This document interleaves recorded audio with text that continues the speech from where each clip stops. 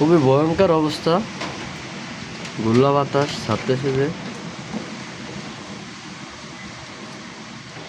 নারিকেল গাছটার কি পরিণতি হয়েছে।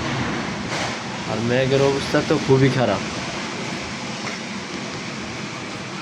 যা কিনা আমাদের বিল্ডিং থেকে অনুভব করা যায় না, কিন্তু বাইরে যাদের ঘর তাদের অবস্থা খুবই ভয়ঙ্কর। শহরের ভিতরে এই অবস্থা, কি অবস্থা আল্লাহ।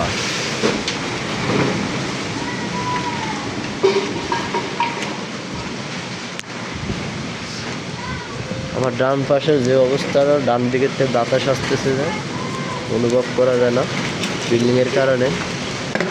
কি অবস্থা,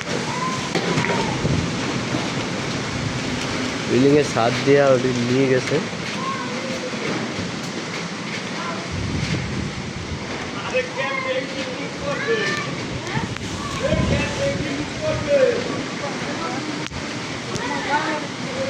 ওই যে ট্যাঙ্কির মুখ নিয়ে ফালিয়ে দিছে বিল্ডিংয়ের ছাদ দিয়া।